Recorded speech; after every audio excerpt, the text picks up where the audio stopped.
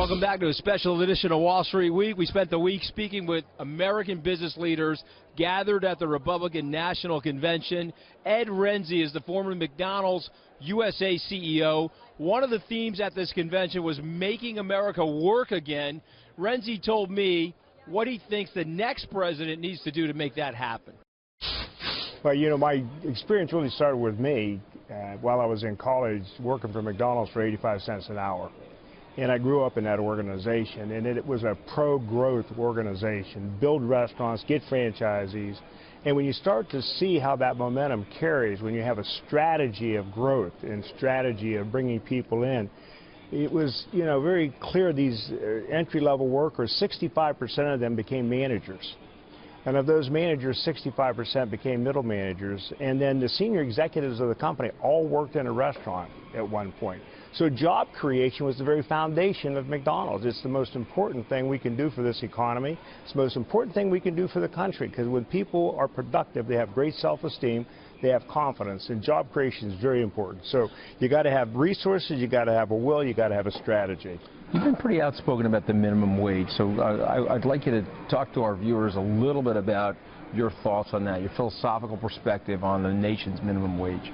Well, first of all, the minimum wage was for entry-level workers. It was never meant to be a career wage. And I used to tell my people all the time, when you bring somebody in at the minimum wage, you better have a program and a training program and a developmental program that they can become the CEO of the company in 35 years. Because if they're not moving forward in their career, we're not going to be successful. We don't want full-time minimum wage workers.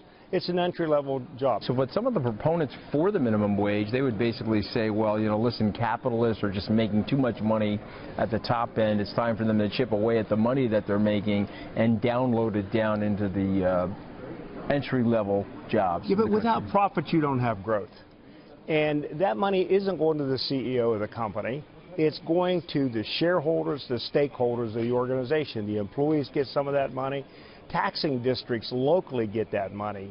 You know, 39% all-in corporate tax is just too much in this day and age. And you think about what Hillary Clinton's talking about now with this 4% increase, or however she's articulating that for the richest people. Well, you're defining that as a two-income family making $250,000 a year with 3 kids, 2 of them in college. $250,000 doesn't go very far. They can't afford that. We've already seen the middle class wages drop. It's just insane. So I don't agree with the fundamental philosophy they articulate. It brings up a good segue then. So where do you think we are in terms of the inflection point for America and directionally where we're going to go in our labor markets and our overall economy? Well, I'm looking forward to having a change in the agenda, because the narrative we have right now, it just isn't healthy. It's just not good. And people are starting to feel more and more defeated and more dependent upon the federal government. We've got to give freedom back to the people to succeed. Right now, we're taking away the ability to people to get successful and succeed. Small businesses are under such tremendous pressure right now.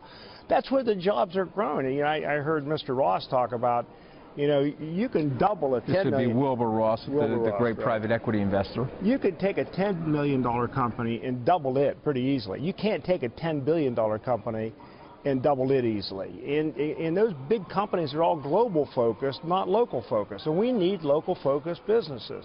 Let's unleash, get rid of the regulation, reduce the tax burden on these people, and let them grow their businesses. That's job creation. Job creation creates self-esteem, and they're going to pay more taxes anyway. So you're making a lot of common sense, sir, but the world is polarized, at least the political system is polarized. And so why do you think that that message is not resonating to the other half of the people that want to support more of the left-leaning policies? One of the things I'm very concerned with is a guy that wanted to be an educator. I think our educational system in this country is failing miserably on what the Constitution is, the Bill of Rights, what the free enterprise system is, what capitalism is.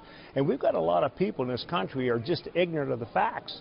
And we've got to educate them better. You know, I'm a part of the Job Creators Network, and one of the goals of that is to teach people what's happening in the workplace. What's happening to you, where are your taxes going, what are jobs looking like, what are they going to be like in the future, what should you be thinking about as an employee. These things are so basic to our constitutional success.